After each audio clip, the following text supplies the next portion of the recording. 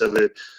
And in the academic transcripts, and then obviously the enrollment piece. And then we do a lot of reporting for the academic departments as far as term reporting and stuff like that. So that's essentially the office, what it comes into.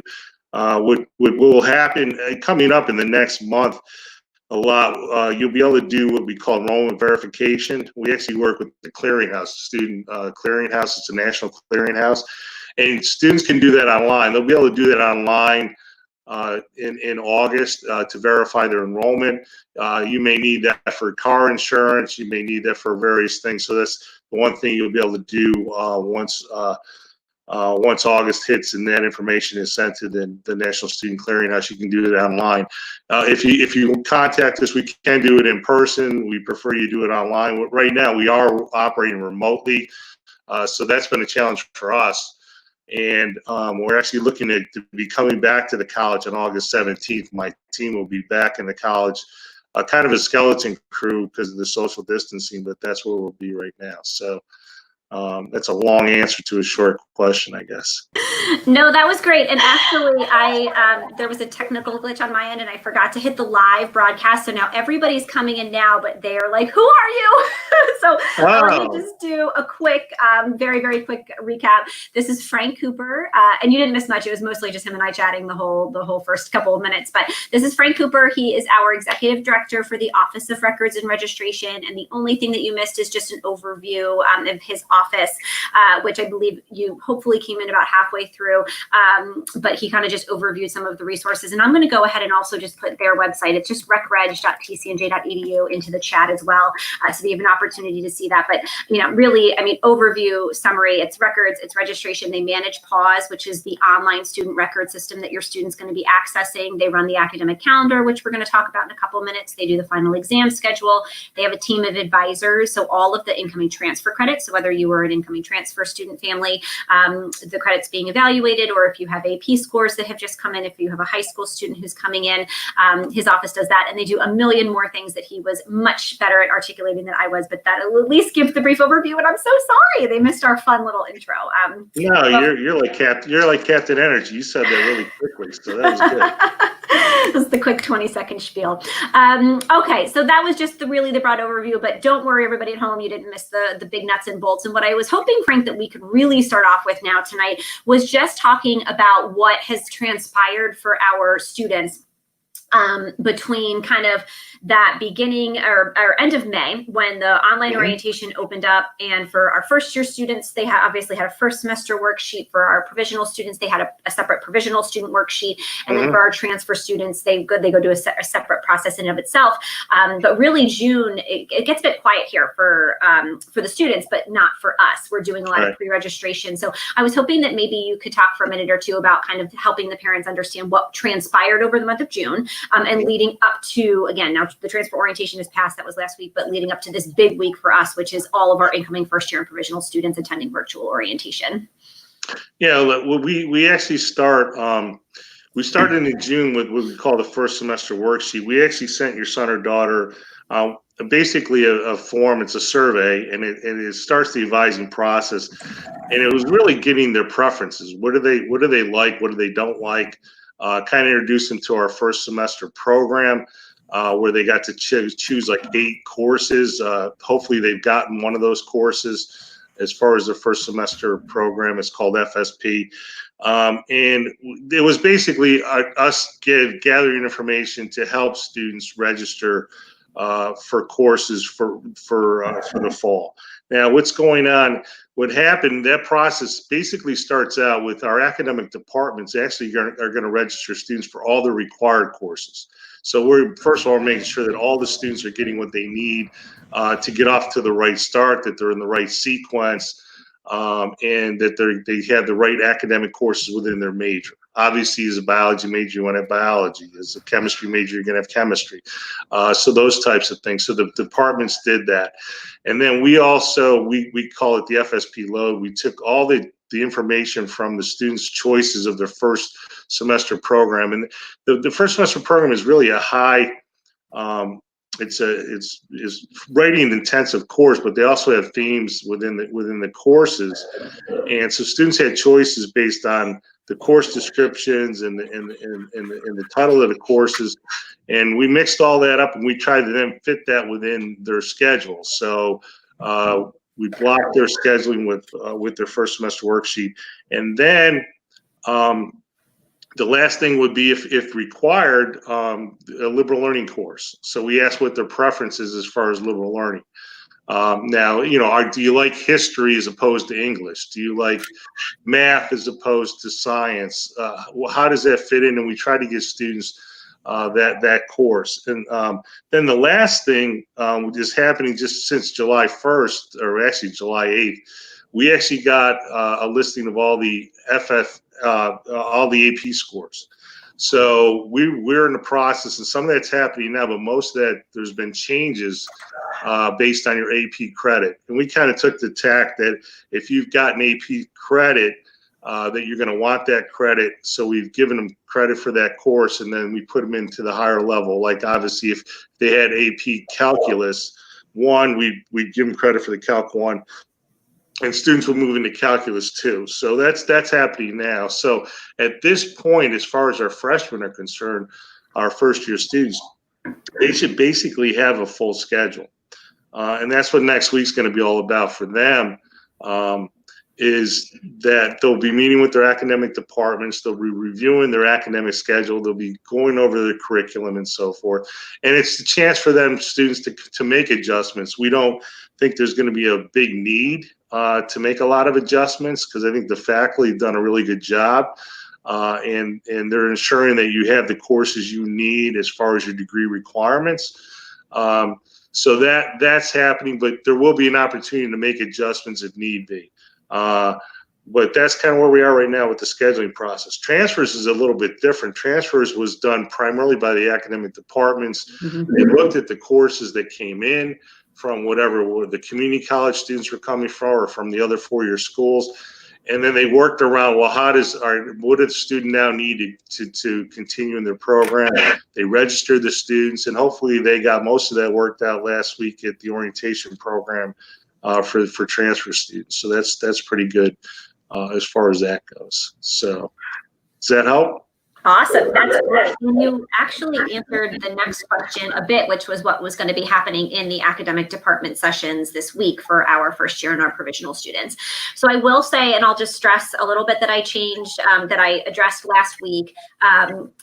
Still fluid. There still are going to be some schedules that are not done.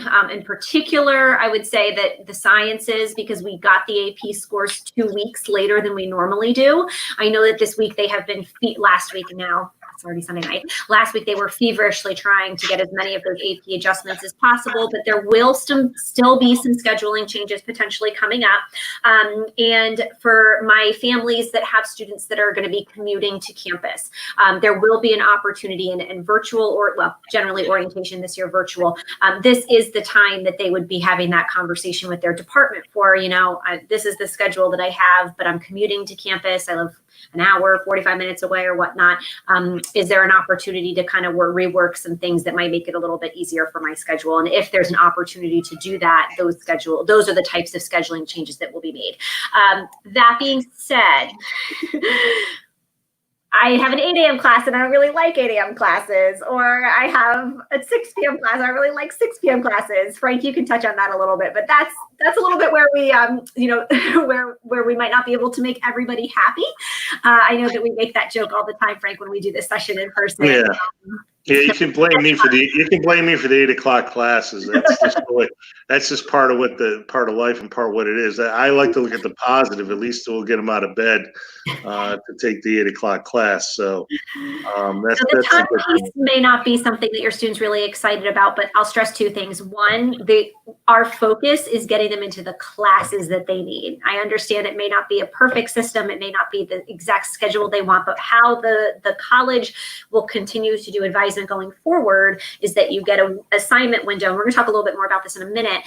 Your student in the fall, so typically it's the first week and a half in November, they'll get an assignment window to register for the spring based on the number of credits that they have. So really, this is like lowest point.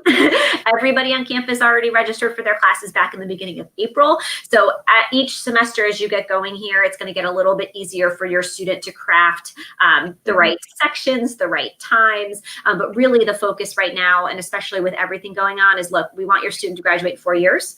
And that means that let's just get them into the courses that they need to. Frank, another question that's coming up a lot, and I've been answering this a decent amount as well, but the students just received an email from your office at the end of last week, and I did as well as a graduate student, regarding the remote versus the flex, and then potentially a handful of faculty members who might still be TBD on how they're going to deliver the course. So I know I'm getting a handful of questions about, well, is my student going to be able to switch and not switch? So do you want to talk a little bit about that for a second? Yeah, and this has been the challenge, but the two areas, the two courses that we're basically targeting, two designs, is one is called the flex, or some people are calling it a hybrid, but high flex, and that's where a student can take the course on campus in the classroom, but it'll be a different type of model in the sense that because of the social distancing that's going to be required in the classroom space, some students may be on a situation where they're taking the course, they're in the course one day in person, and the next day they may be remote. And the faculty, we work on how they may do that. Some may do it within the same day. They may have half the class come in for 45 minutes, and then the other half come in for 45 minutes. But there's always going to be a remote component to the flex course. The other one is fully remote, which basically means the faculty member and the student are going to be doing that course remotely. And that, with the information we sent out, was called the instruction mode, and how to access that and look at that within your schedule. And that was in the email. We also have that posted to our website, the instructions on how to do that. The challenge right now, and the information is incomplete. So a lot of students have probably gone to that and looked, and they start seeing in person. Well, when we first started this, we thought we would be in person for the fall term. And obviously things haven't progressed as well as we'd like to, and we're making adjustments. That's basically, sorry, I got something popped up on my screen here. It's bothering me, but so that is incomplete information. The faculty are supposed to identify their courses by August 5th.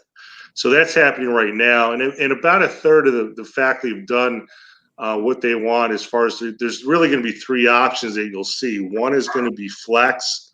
One will be fully remote. And some people may be to be announced. It means they're still working on whether they're going to be having the course flex or remote. I know that doesn't help people at this point, but that information is supposed to be decided by August 5th. The other part of that challenge is, for us, we're going to come back out with this really brief survey in the first week of August, early August, as we said in the email, and basically ask the students what their preference is. Do they want to be on campus to take courses, or are they in the situation where they want to be totally remote? And we're going to get what their preferences and what they want to do. And now it's a matter of how does we make this all match, i.e., if a student wants to be on campus in an in-person situation, but they have all fully remote courses, that doesn't play well. That doesn't work very well. So, yes, I do see schedule adjustments that may be happening throughout. The hard part for us right now is the data is incomplete. We need to have really all the information moving forward as far as what's the students' preference, what do they want to do, and then what's the faculty teaching, and how does that all balance out, and how does that all merge? So, yeah, I anticipate that there will be continual enrollments. We actually enroll students all the way up until the first week of classes, or make adjustments. However, saying about making adjustments, I don't recommend you making adjustments without an advisor or an academic advisor. They've gone to great pains to build your schedule. You don't want to go and disrupt that without at least speaking to somebody speaking to an academic advisor as far as how that impacts it. So I want to be clear about that. But yeah, it's incomplete as far as that goes. But once August 5th comes around, we'll have a much better understanding of where everything lies, and then we'll be making adjustments for the next couple of weeks after that. Hopefully that clarifies it. Ooh, I had a backlash on that too. Yeah, I think the most important point here, because I've had this conversation, I've been bringing this up with the assistant deans for a couple of weeks now. Like, do we see a scenario here where the number of students who are going to want to change their schedule is going to go up a bit in August, after we have just spent a really nice time putting it together and making it beautiful, because of the fact that some faculty might be teaching flex versus some teaching remote. The thing as parents here that I really, just drive it home with your student. Just really make sure that you know that there is a seat in the class you want to go to, because what will happen at this time, and this is again August. So I think that email that Frank, that your office sent out, said that by the end of the first week in August is when all of the information from the academic schools with regards to which classes will be remote versus which are going to be flex will be entered into the system. So we have another couple weeks to go. If you're somebody, a couple parents who are saying they still know for now it's all remote, some are like, we're still waiting. So it is going to take another couple weeks to flesh all this out. I think there's over 3,000 different sections of courses that we've got to deal with for the entire college. If your student is going to start to do this, what I hate happening, and this happens every year, and you know this because you get these calls, and I get the parents who freak out. Their student was like, well, no, I don't want this 8 a.m. or no, I want to, for whatever the reason, have decided to drop, and they drop their seat, and then they go to click on the seat that they have open, and then that seat's not there anymore. And now all of a sudden they've dropped a major requirement for a course that they need in the first semester.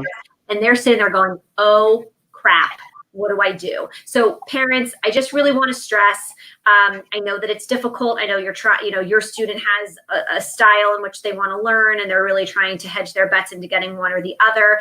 But I just really want their student to be mindful that seats can go like that. And there's going to be tons of students at the same time that are trying to do exactly the same thing that your student's trying to do. And I just don't want them to get kicked out or to optional out of the course they need. And then all of a sudden there's not seats left. Because remember, it's TCNJ, it's not Rutgers. So it's not like we have all these extra seats lying around in all these different sections. I mean, we're really, really tight with those assignments. So it's my only caution for you on the changeover for that.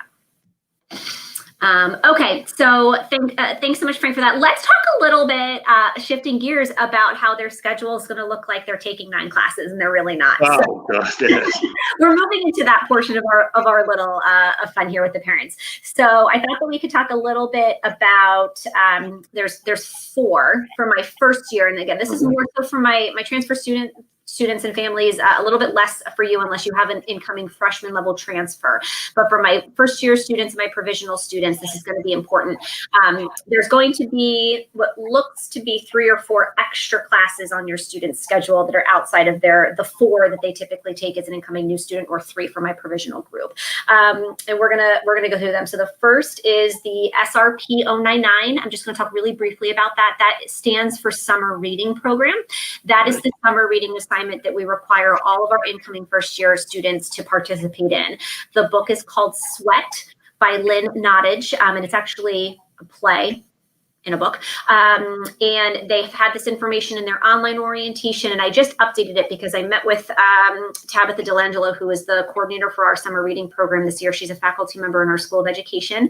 I met with her last week. I told her I'd do a quick plug here tonight, and then a follow-up with the students. But she's actually going to give students the entire month of August to submit that assignment. So it's going to open on August 1st, and they'll have until August 23rd to submit that assignment. So more details will be coming from them, but if your student sees something on their schedule that says SRP 099, that's their summer reading assignment, and that'll be completed before really the start of this semester.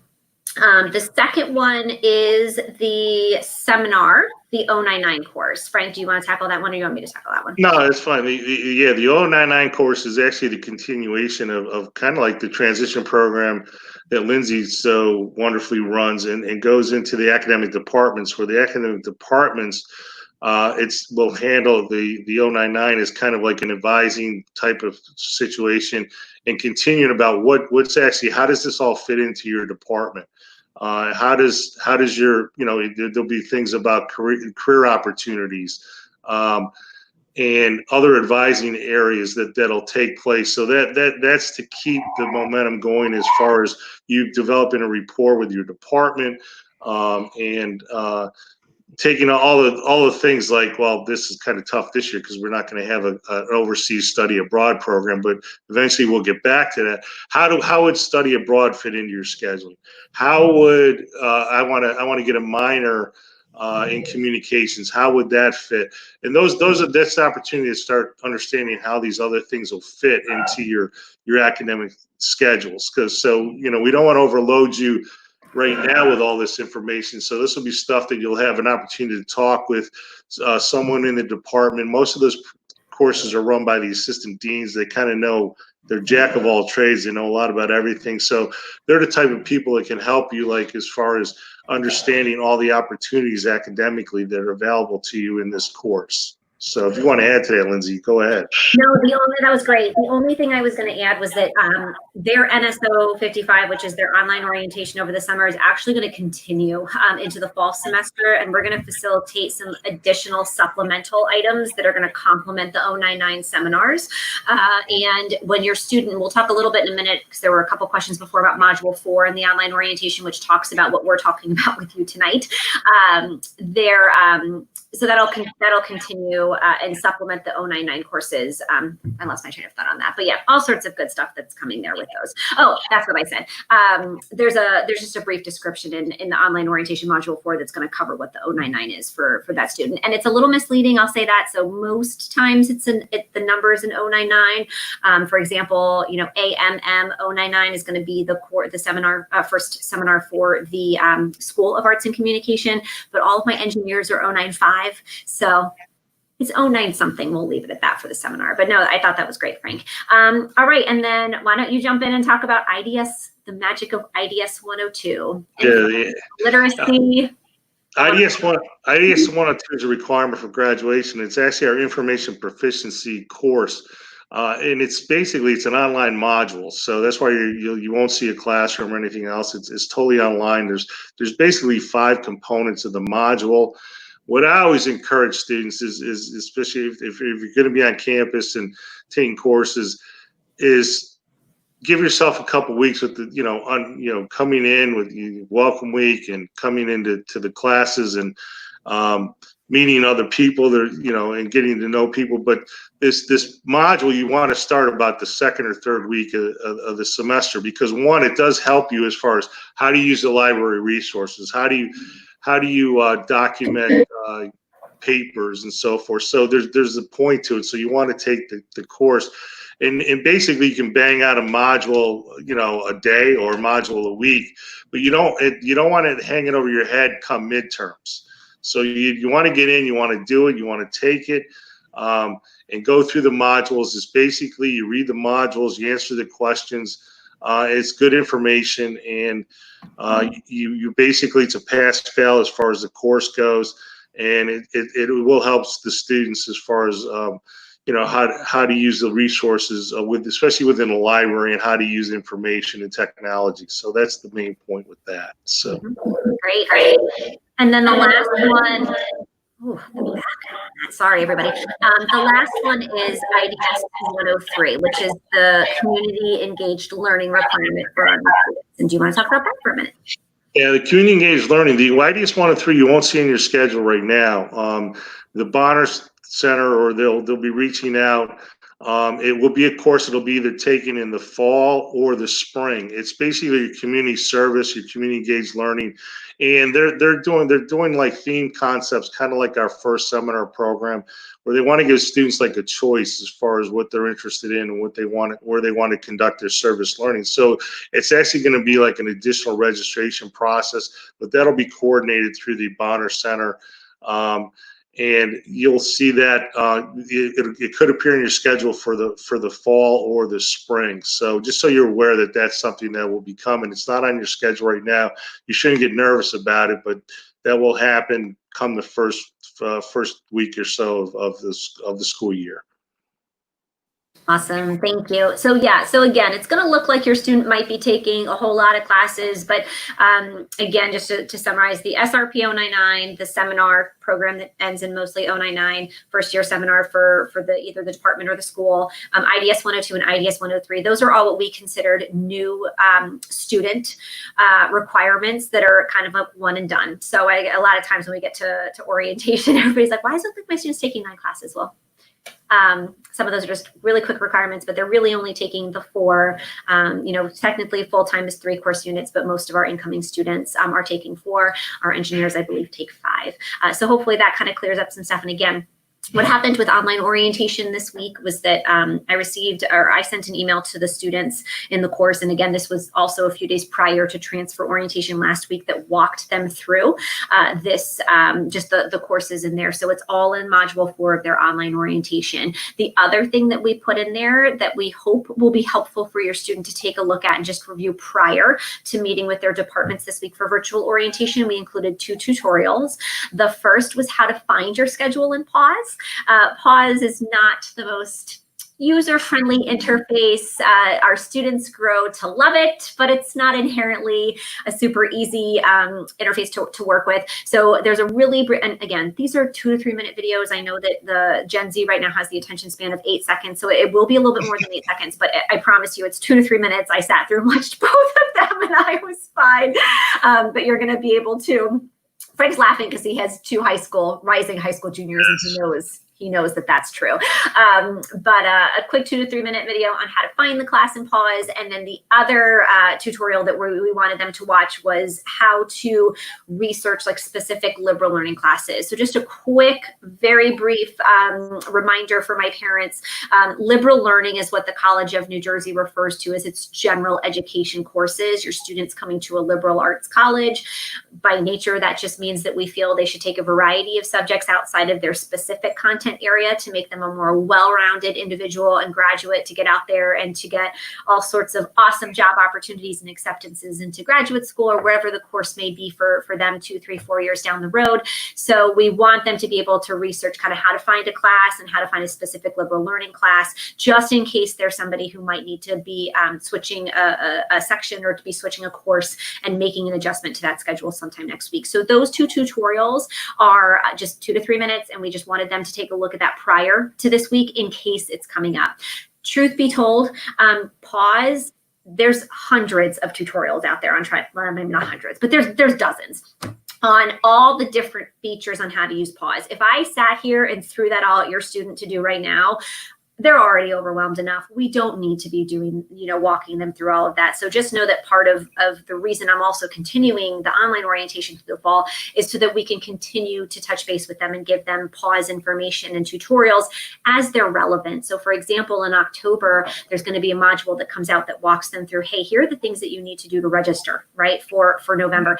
We don't need to be talking about them registering for the spring semester when they haven't even started here yet. They don't even have their schedule in hand and kind of finalized. So just know that that's the type of information that would be coming a bit later on down the pike. But those 2 tutorials and then all that information about the new student requirements can be found in module 4 of their online orientation. If you ask your student what online orientation is and they're looking at you with a blank face, you tell them to email me, because we got to get them up to speed pretty quickly on that.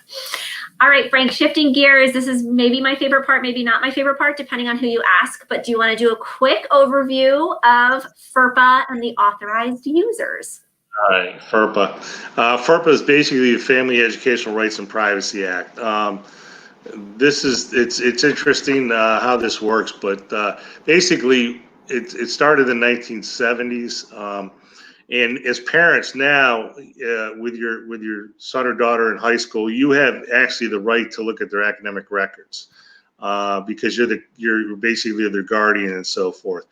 That right totally shifts and changes once a student enters college.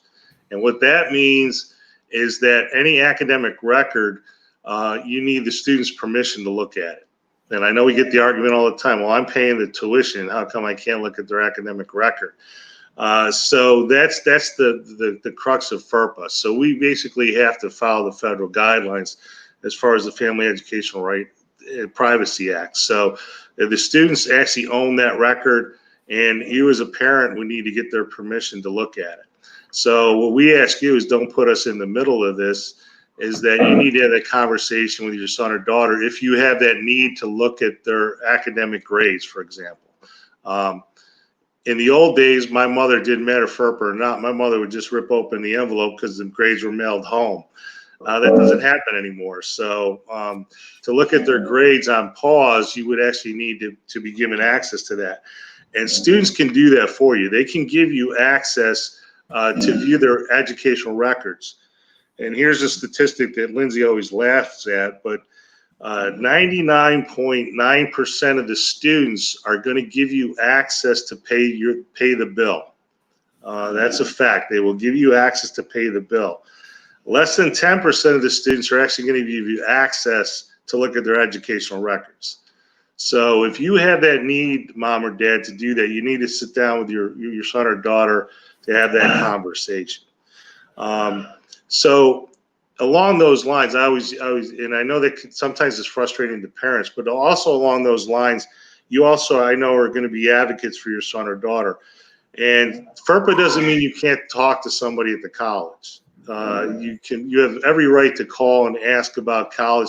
And I always try to talk parents to talk about what's policy. What is the policy of the college on this? What is the policy on that?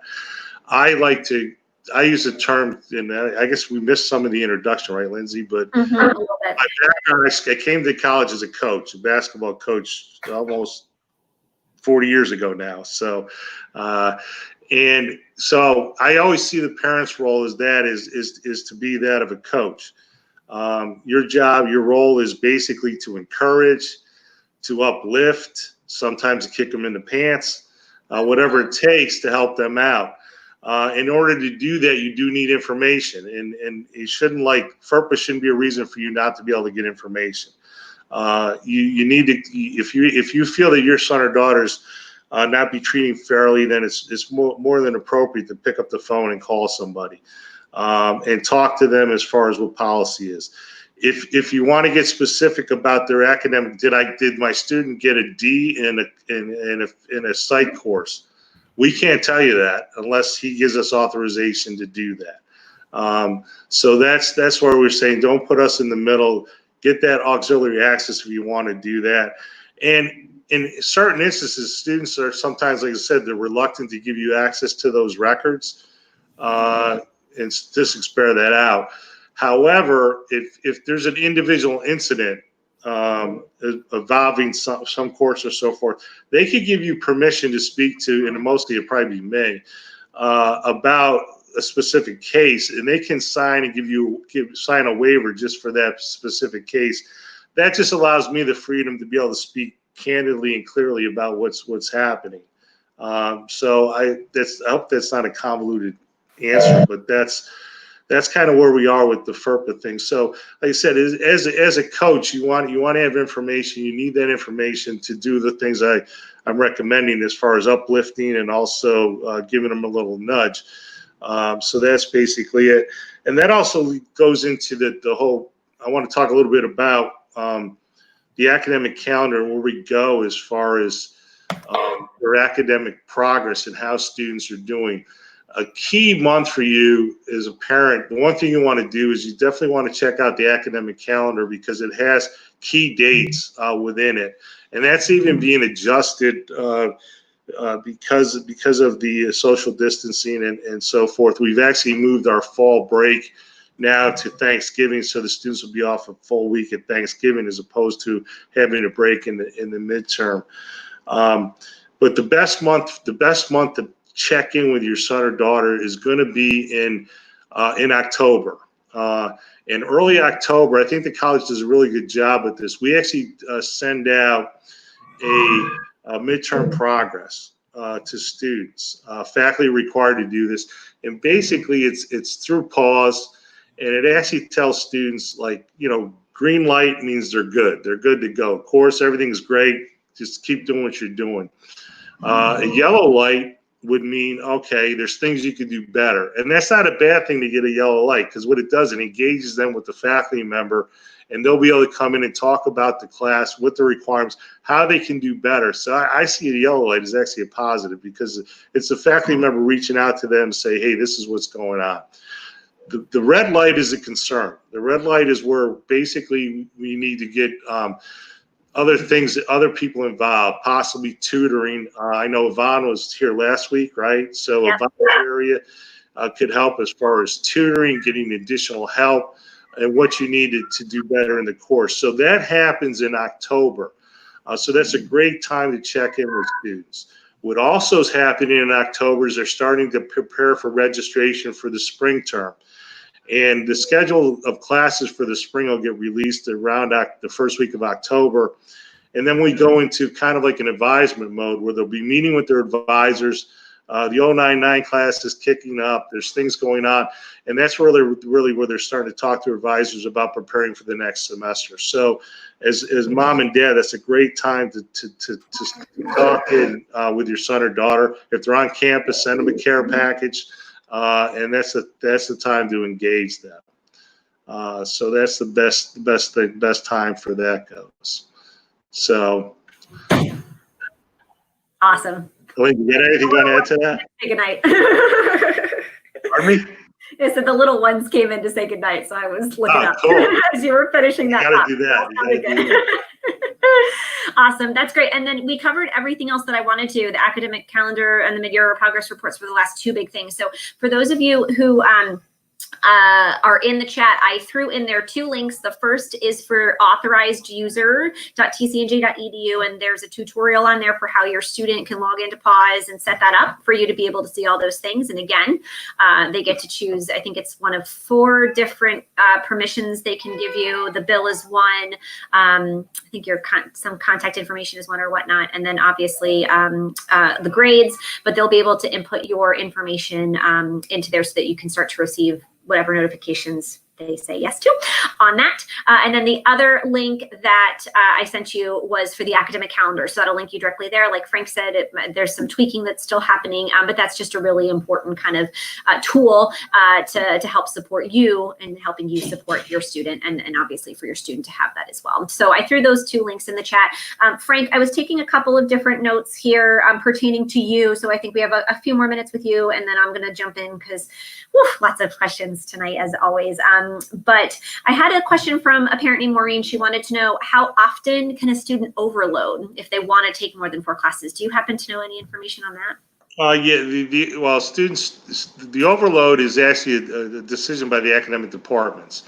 And it's basically most of the assistant deans will be the ones that would either grant or not grant that overload.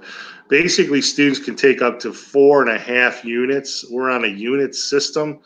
And engineers could take 5.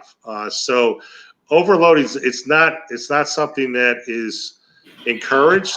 They're going to have enough challenges with the 4.5 units if they take that.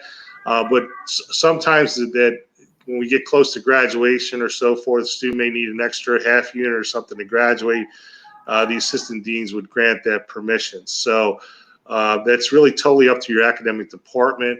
And like I said, it's not something that's common, but it will happen as far as adjustments. And just so everybody, I mean, we are on a unit system, so it's a little different, especially for parents of the transfer students.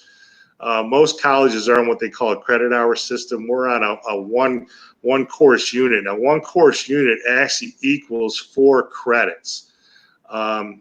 So basically, a typical student outside of engineering would take 4 units a semester for 8 semesters, and they need basically 32 course units to graduate. So if they're taking 4 course units a semester for 8 semesters, they're in really good shape to graduate on time. So that's basically the calculation for that. Transfer students coming in, there's an adjustment sometimes for them to understand, well, what does it mean? I have these credit hours, and how does that translate to course units? That's where the evaluators can come in and help them. I mentioned them earlier. I don't know if we were on live at that point, but the academic evaluators work in my area. They actually do the degree checkouts and degree audits. Their names, they actually are assigned academic departments, and they work with the academic side of the house. Their names are actually on your son or daughter's Pause account with their phone numbers. They work great by email. So those are the people to contact if you have any questions as far as transfer credits and how that fits in. I want to caution you, there's 3 of those for 7,000 students. So their advising load is a lot different than a normal advisor. We do a lot with technology, but the best way to work with them is through email. I think they really do a good job, and they're great to work with, and they'll be a resource for your son or daughter through the next 4 years. Yeah, and Laura already got a shout out for a quick reply on there. So I started off by saying more is amazing. So Frank's staff is fantastic. And I also did just put in the chat, you know, and I think I mentioned this last week. So the college is experiencing just an enormous amount of furloughs at the moment. Every office is impacted. Most, you know, if they're lucky, they might have somebody who was working 1 to maybe 2 days a week in there. And this is Frank's area. It's financial aid, student accounts, admissions. So again, thank you for your patience. If you haven't heard back in, you know, I know financial aid, I talked to Will the other day, and he said they're typically a 2 or 3 day response rate right now, but they're receiving over 250 emails a day. And so let's at least, if you have any concerns, you can email me at Student Transitions. Let's just make sure your email didn't get lost in the cracks. But if it's just a matter of the fact that we're incredibly understaffed right now, then hopefully we'll be able to get to you sooner rather than later. I know that most of the furloughs will be done next week, definitely by the first week in August. And I know that doesn't really help because you want your answer now. So at least let me see if we can support anyway, but thank you in advance for your patience on all of that. And then Frank, Vito had a quick question. I thought this would be good because I feel like other people may want to know this. He had a question about how do you know which credits were taken? So obviously our transfer students brought in everything. We have first year students who brought in potentially credit that they took through a high school course at a local college. So where would they go to see that, or how would they be able to tell what came in based on, you know, your supervising team of 3 and where they'd be able to find that information? Yeah, there's on their pause account, there's something called the Student Center, where students would sign into. They have access to this. There's something called transfer credits. It'll actually tell them specifically what courses transferred in and how they transferred in. As far as they took Psych 1 at Ocean County College, let's say, that would probably most likely transfer in at Psych 1 at the College of New Jersey. But there's also something called academic requirements report, and this is where we go back to the 099 course and working with the departments. This is where they learn all these little details. But the academic requirements report is actually an outline of their entire degree program. And this is what my evaluators use to actually do the degree checkout and audit. So they will show them exactly what courses they've taken and how that fits into their academic program. So it may say you need to complete three of these 4 courses. Did they do that? Check it. Check the box off. It's good. You need to complete Calc 1. Did you take Calc 1? It's good. So that's an online tool. They have access for that for their entire career. And that's something we encourage them before every registration cycle. They should review and go through that with their advisor and be able to look at that. So it'll show all their transfer credits that came in and how they were actually applied, and it'll give them a very detailed report as far as actually how everything works out, and they'll keep them on track for graduation. It's a wonderful tool. It's something they'll learn, like I said, when they get into their 099 classes. And they should be doing it at least once a semester before they register. Okay, last question before I take over all the questions about orientation and movement and all those things I promised them. Is there I mentioned the tutorials, and a few parents in the comments reach out to ask, is there a place that the tutorials exist in a nice little buttoned up website or YouTube channel where we could send to them, or right now is it a bit disjointed and we can? Well, we have tutorials on our website in records and registration. They're relatively good. We had actually a student intern put them together last semester. It's kind of as far as talking about disjointed, every department seems to want to get in on their own little view of what the tutorials are. So there's a lot of people that are doing different tutorials in different ways, but there are a bunch of tutorials on our website, records and registration, as far as pause is concerned. So I would start there. I got you, everybody. Got it? Done. Yep. Super helpful. Okay. All right. Well, Frank, thank you so much. I'm sure there were a few more that I missed, but I just really appreciate you joining me tonight. You can feel free to stick around if you want to hear me chat for the next 10 minutes, but I don't take any offense if you're done with your evening. But thank you so much for joining us. Lindsay, thanks for having me. I appreciate it. And Mom and Dad, again, congratulations, and kudos to you. And we'll see everybody in the fall. Awesome. Thank you. Okay, great, everyone. So I'm going to launch into all sorts of updates for you, and I'm going to start with orientation for this coming week. So I apologize if you are a transfer parent or family. Just sit tight and give me a minute or two just to address this with my first year and my provisional student families. So virtual orientation is this week, July 20, 21, 22, 23. I will tell you, it feels very weird to not be on campus. This is normally the night where I'm like in bed, I'm not sleeping. I'm like, what did I miss? What little detail here? What if I printed something and it's wrong there? And instead, that anxiety looks like, okay, did I copy the right Zoom link over to this per student's email? Wow, a lot of copying and pasting of Zoom links, and I'm just fingers crossed that it all worked out. So here's what's happening. Your student was assigned a date based on their major, and I will go ahead actually while I'm sitting here with you all now. And I'm going to pull up for the first year students. I can give you a look at what that looks like. This link will also give you a link to the schedule. And then let me also post it in there for my provisional students. So my provisional students, you were assigned a day based on your last name. There's about 60 of you, so we split you up into 3 different days. And for my first year matriculated first year students, you were assigned based on your major. So you can find that information. All of the students were emailed in the middle of last week. Actually might have been Tuesday night or Wednesday around then. The schedule that you can find the PDF for on that website as well, so that they could add the times to their calendar and save the times, right?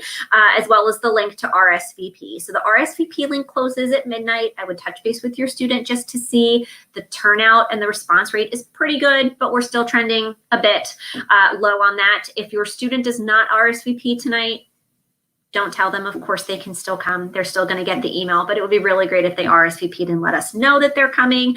But essentially what we did with the virtual orientation schedule this year is that your student will only be attending 3 sessions. Unless they're an education student, then they got 4. So 3 sessions on the day that they're coming. And I did that on purpose because I don't want to sit in front of a computer for 8 hours straight, listening to people lecture at me. So why would I pass that along to your student? There's no need to do that. So we really wanted to touch on the main things that we normally do in person and creating those experiences virtually. So every student is going to have an academic department session with their academic department. That will be led by the chair. And in some cases, they bring additional faculty members with them. This is where they're going to get the overview and the welcome to the department. They are going to receive some background information on the first semester sequence and why they were put into the classes that they were put into. And if there's any scheduling issues at that time, they will be addressed with the faculty member in that session. They will range anywhere from 30 to 60 minutes, depending on the department. And it'll be, again, tweaked a little bit based on what that particular department wants to do. The only department that is bucking trend here a little bit is psychology. So if you are a student is a psychology major, or if they're an education major with a psychology content area, on Wednesday, theirs is an asynchronous session. They will not have an academic department session listed on their schedule in their confirmation email, which I'm going to talk about in a minute. But that faculty chair, his name's Dr. Dolling. I took him last semester in grad school, and he was probably my favorite. That's not true. They're all amazing, but he was one of my favorite professors. He has been communicating with the students with a welcome video and additional information that they would need. So aside from psychology, everybody should be getting, and I hope I'm not missing anybody, but mostly a synchronous session for the academic department welcome. My School of Education students, you're dual majors at the college, which means you get 2 academic department sessions. So your day is going to start a little bit earlier, and you're going to meet with your education department first in the morning, and then later in the morning or in the very early afternoon, you're going to meet with your content area. So the example I'll give is, let's say you are a urban secondary education major and mathematics major, right? So urban secondary ed math. You are going to meet in the morning with the secondary education department, and then you're going to meet with the math department to talk about your schedule at that point. So you'll get 2 sessions, everybody else will get 1. So that's the first component that everybody's going to do. The second component all students are going to do for orientation is called a Roscoe Roundup. So hopefully they have been attending the orientation groups. I've been talking about these for weeks now with my staff, just learning about lots of information, other tidbits, etc. But those were all random, right? So we kind of just broke up the entire incoming cohort into different groups of 25.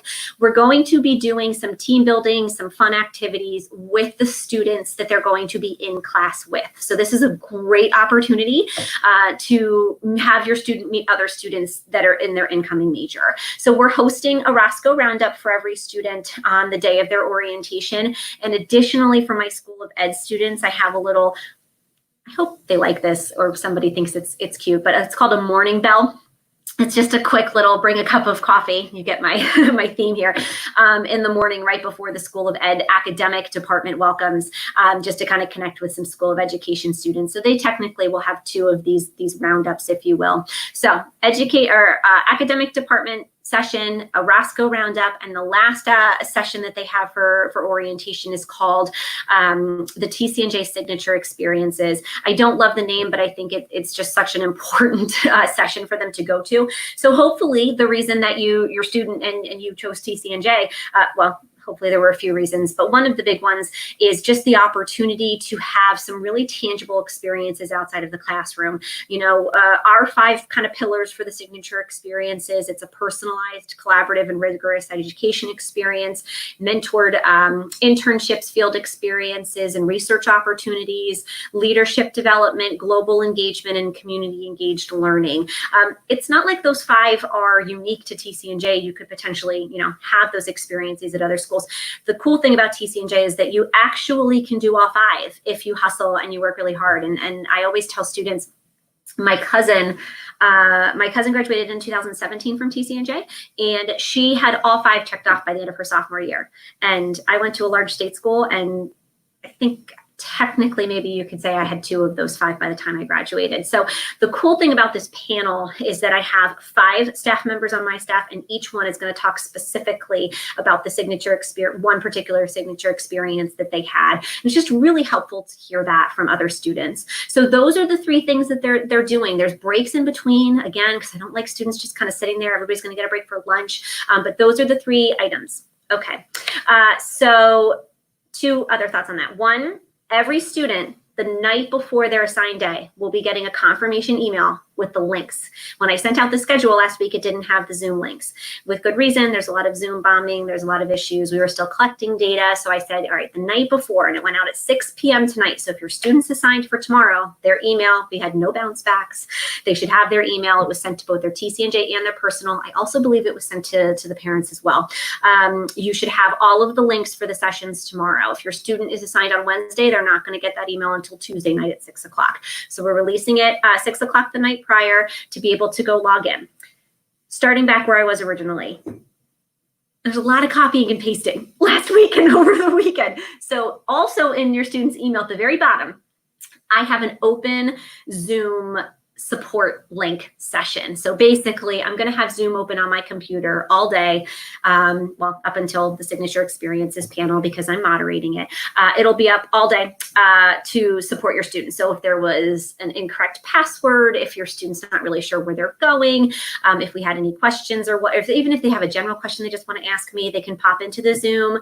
I will be there to be able to support your student. Last thought, and this is a very important piece with the confirmation email, they need to go in and configure their TCNJ Zoom account before they log in. We ran into probably 3 or 4 transfer students on Tuesday who had an issue getting into the session. Other students were in that session, but they hadn't gone in to configure the account. So I gave them instructions on how to do that in the confirmation email. They just have to go to Zoom or tcnj.zoom.us and make sure that they use their TCNJ single sign-on, so their TCNJ username and password, to be able to do that. So I know that that was a lot, but it's all in the email. And if there's any questions, again, student transitions at tcnj.edu, and I have that Zoom that's open for them, and hopefully they have some fun. And I know it's not going to be totally the same as if we were in person, but we're really going to hit on the main points and the nuts and bolts for that. And then again, no parent programming. this week, but that's why we're doing the coffee chats. So hopefully you're here and you're enjoying that. So those were some details and some information about orientation. I know there's lots of comments coming in. It's much harder for me to read these as I'm talking. So I'll go back and take a look for those. All right, the updates that I have to share with you. So the first one is with regards to the move-in schedule. I know that was a big one that a lot of parents and students have been asking about. So I have not told your student yet. This is hot off the presses. You're getting it first. I will be emailing your student this week with some more information. But similar to, I think I might have alluded to last week, that we weren't going to have all 1,800 new students move on campus in one day. And certainly we have the upper class students as well to factor in. But we are putting the finishing touches on a prolonged move-in schedule. So essentially, move-in is slated to start on Friday, August 14th. And it will run up until Thursday, August 20th, and it will be a drop and go method. So essentially there are going to be time slots. There's a certain amount of time slots each day for each building. And the students, when they receive, the first year students and the provisional students, when they receive their housing assignments on July 30th, they are also going to receive no later than July 30th. I know they're working on trying to get that out a bit sooner, but I'll say, to manage expectations, Thursday, July 30th. They're going to receive their housing assignment in that email, but they will also be receiving a link to sign up for that move-in, drop and go schedule. So essentially you're going to have a 2.5 to 3 hour maximum block where you and your student, up to two people plus your student, so 3 total can come. They're going to pick up their room key, hopefully their student ID. We're still fleshing that out. We'll have Scott on next week, so I hope to have an update on that. And they will be able to move into their residence hall, drop their items, and do as much kind of organizing as possible within that 2.5 hour time frame. And then student and parents are leaving campus. So you are literally dropping off your items and then going back home. All right. And then we're going to spread that out. And again, this was all done because we can't have everybody moving on campus. This complies with all the safety standards, all of the COVID-19 restrictions, really. And obviously, this, the focus here has continually been let's make this happen safely so that we're protecting our community. So the drop and go is going to happen between Friday, August 14th and then Thursday, August 20th. The students will come back to campus on Saturday. This is August 22nd.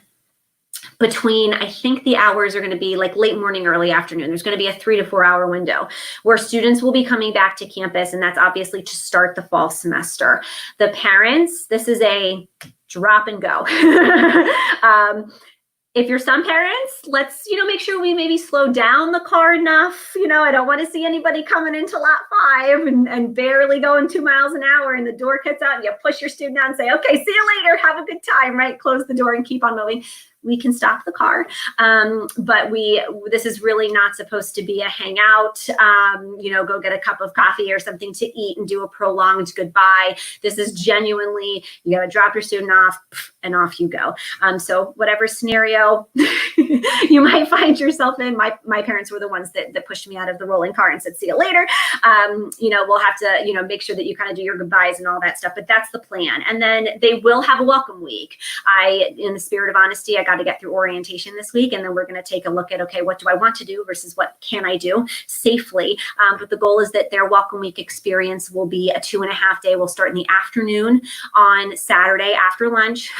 We'll be able to provide dinner on Sunday. And again, they're going to get much more of this, but dinner on Saturday night, and then meal plans and those things will kick into effect on Sunday. And then we'll have programming for them on Sunday. Again, combination of hopefully a chunk virtual, but hopefully some in-person activities as well. And then Monday is historically our academic welcome day. And I'm still oodles of meetings to come on what that's going to necessarily look like for the students. So there will be a welcome week. It'll be a 2.5 day program. And just to kind of reiterate, we're going from 5 to 2.5. There's a lot of stuff that the students normally get in welcome week that they're not going to be able to get this year.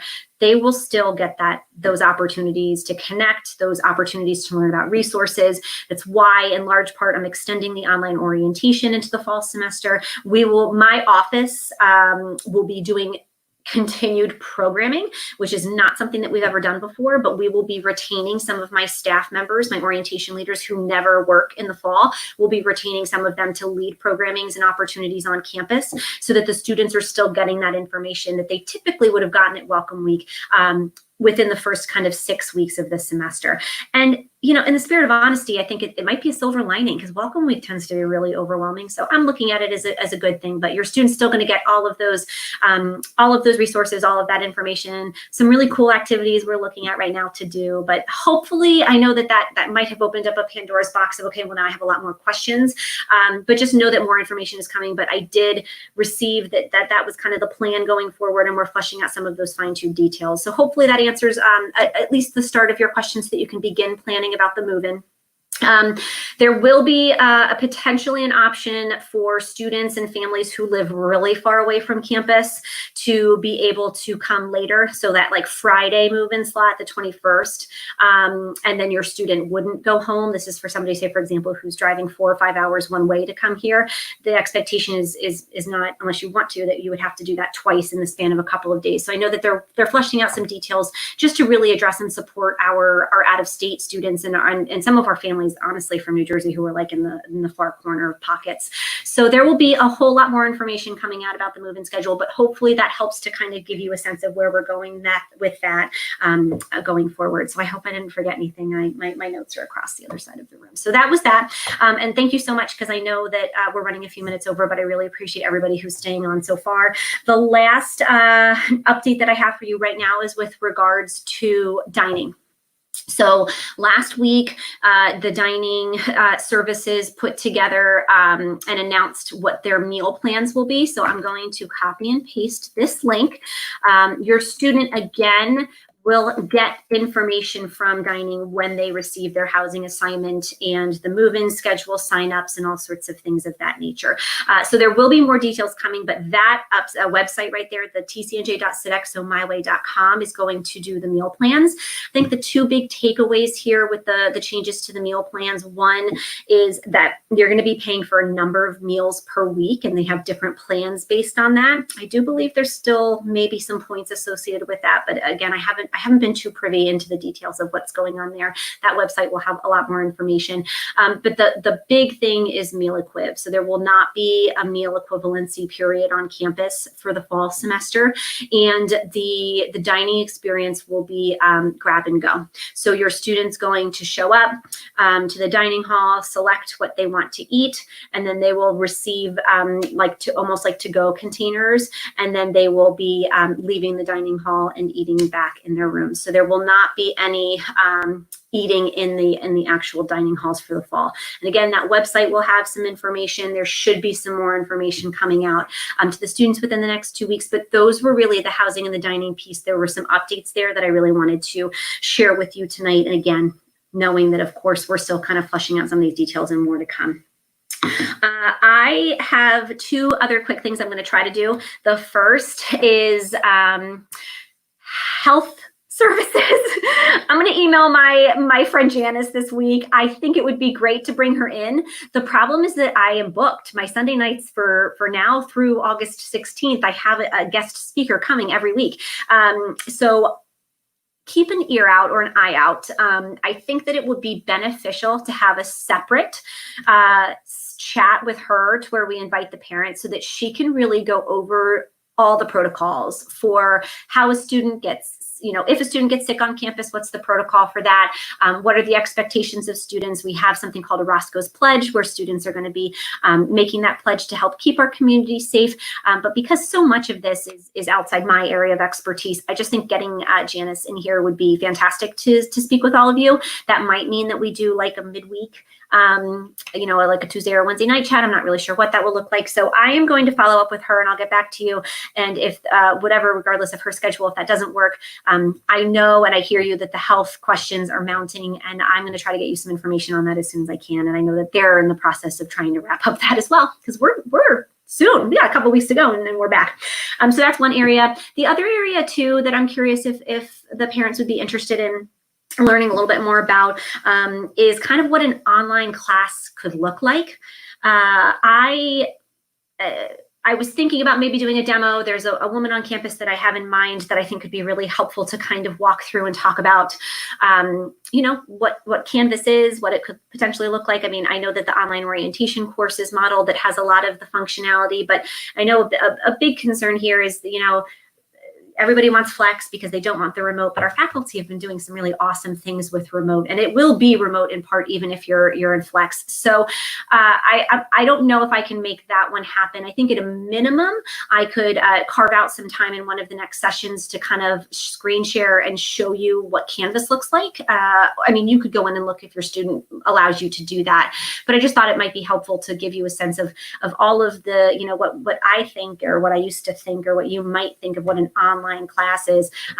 It's so much more engaging than I gave it credit for prior to my courses in the spring semester going online. So I will follow up with you on both of those things. It might require, you know, again, like a midweek check-in or whatnot. It won't be this week. A little crazy with orientation, but I'm going to try to see if I can get some things on there. And I'm just kind of really quickly looking through the chats and the comments, and it says that most of you would agree to hopefully liking to see a demo. So I'll see what I can do on that. So those were kind of the two things that were not really addressed in any of my upcoming sessions that I thought would be helpful. So I'll end on this because I'm already 11 minutes over, never enough time with you all. I will end that next week. My special guest is Scott Safera, who's the director of the Office of Student Accounts. This is going to be a big week. One, he's going to talk about the bills. I was told that there will be a delay in those coming out. I had him come on the 26th, Sunday, July 26th, because the bills were slated to go out July 27th. And now I believe they've been pushed back a week. So bills will go out the first week in August, but he will be here to answer questions that you have about billing. He's going to talk about payment options, the billing calendar, everything about that. The other thing that came up a few times last week and a few times tonight is the student health insurance and waiving the health insurance if your student's going to stay on yours. You would think that's health services, but it's actually student accounts. So Scott's going to talk a little bit about that as well.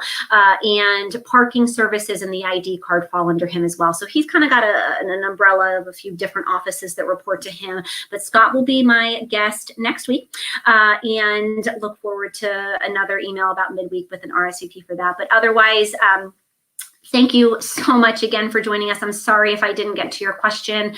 I will throw in there that studenttransitions@tcnj.edu email one more time. And thank you for your patience, because even though I'm not furloughed and nobody in my area is furloughed, that's because it's just me and my student worker, Frank. So we'll get back to you as quickly as we can. Thank you so much. If your student has any questions about orientation, have them pop into that link and see me sometime this week. But I hope that they have a good experience, and I will see you next Sunday. All right, that's all I've got. Thank you so much, everybody. Have a great evening.